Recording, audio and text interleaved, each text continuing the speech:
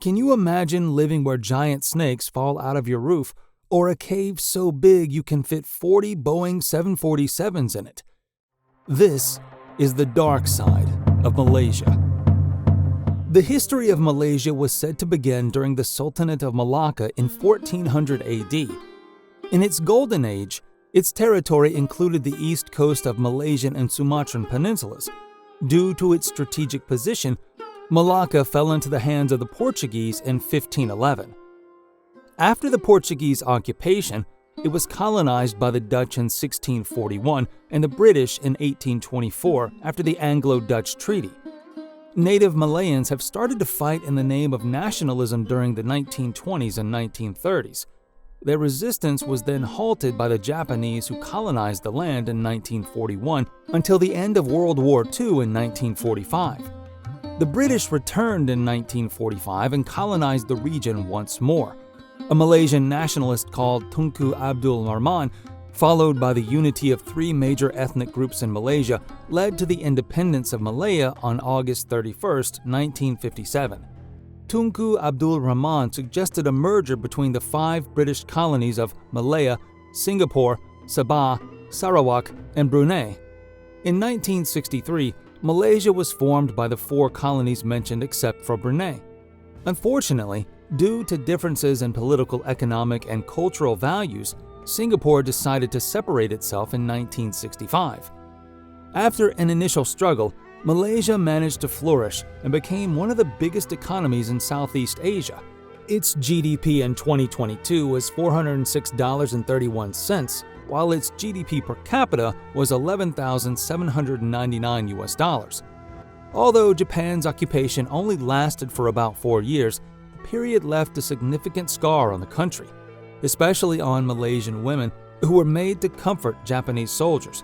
They were called comfort women, girls who were forced to be sexual slaves by Japanese soldiers during their occupation of the country.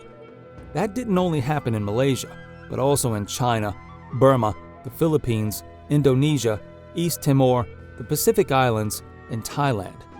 Comfort stations were set up in several different areas, such as the Selangor Chinese Assembly Hall, the Tal Sun Hotel, and a large house along Jalan Ampang.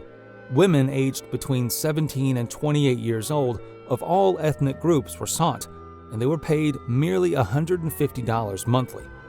This led to a horrible aftermath for the women. One Malay woman was unable to have children due to the repeated assault. Almost all of them are still reeling from the psychological and physical pains caused by it. Japan's Prime Minister Junichiro Koizumi released a statement to former comfort women in 2001, apologizing on behalf of the Japanese people. Japan also seemed to refuse legal accountability when they protested a display to commemorate comfort women in Berlin. There were 10 lawsuits against the Japanese government throughout the years concerning comfort women, but the survivors lost in all cases before winning one case in South Korea in 2021. If you ever decide to visit Malaysia, you might want to make sure you're comfortable with a bit of wildlife encounters. Not only is Malaysia the place with the largest number of king cobras, but the longest king cobra was also captured in the country at 18.8 feet long or 5.7 meters long. King cobras are the largest venomous snakes in the world, and they frequently eat other cobras. King cobra infestation is so common in Malaysia that the country even has its own king cobra squad. The KCS is the only snake handling team that was set up in 2015 under the Fire Rescue Services Department. Approximately, the Malaysian Fire Department receives nearly 20,000 snake-related cases nationwide yearly. In one case, a king cobra was found inside a Malaysian woman's house at night. She called the authorities to remove the snake, only to find another snake in the morning. King cobras aren't the only snakes haunting Malaysian residents.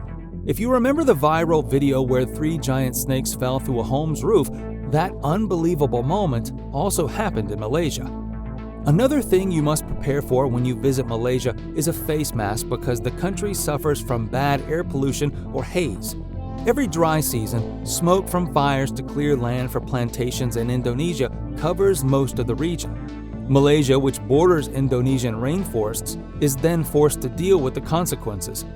Haze brings risk to public health and disrupts air transportation in the region. That's why Malaysia often makes rain by seeding clouds to minimize the haze and improve the air quality. Recently, the government also prepared to shut down schools and ban outdoor activities due to the worsening air quality. Experts believe that the condition is worse than the 2019 haze, which forced 2,500 schools to close in Malaysia. Environmental group Greenpeace has recommended countries in the region to enact the Trans-Boundary Haze Act to ensure the boundary countries can take responsibility. This has been done successfully in Singapore, where the air pollution laws make those who cause haze criminally and civilly liable. Another issue between Malaysia and its neighboring countries is human trafficking. The country also becomes a human trafficking destination in Southeast Asia. Usually, people from other countries were promised jobs as domestic workers, plantation workers, or other occupations in Malaysia. But these victims are then exploited by illegal syndicates to work low-paying jobs under threat. Malaysian workers can also become victims of human trafficking, as evidenced by one case where Malaysian victims were rescued from Myanmar. They were forced to earn thousands of dollars by scamming people online, and if they didn't reach their target, they would be forced to eat mice as punishment. To counter this issue, the Malaysian government created a series of action plans called the National Anti-Trafficking in Persons 3.0. The country also joined forces with its neighbor Indonesia by creating a foster village in the Badu sub-district border area to help prevent human trafficking. The villagers will be educated to understand immigration procedures and actively join by filing reports of human trafficking cases. Due to its diverse background, Malaysia has been riddled with ethnic tensions. The country has three primary ethnic groups: the Malays, Chinese, and Indians. The Malays make up 70% of the population, while China and Indians are 22.8% and 6.6% respectively. Due to the largest ethnic group, people have stated that the Malays often receive more advantages than the others. For instance, one chief of a political party, Mukriz Mahathir, criticized schools that teach children in Tamil and Mandarin. Many were displaced by the comment, especially the minorities. The disparity doesn't stop there. Malaysia has a constitution that allows quotas for Malays in the civil service and universities and reserves of land that only Malays can own. One of the reasons behind this tension might be due to the legacy of British colonial policies. The British officials left most economic development to Chinese and Indian immigrants, leaving Malay farmers behind. This made Malays and Bumiputra remain the poorest group in the country today.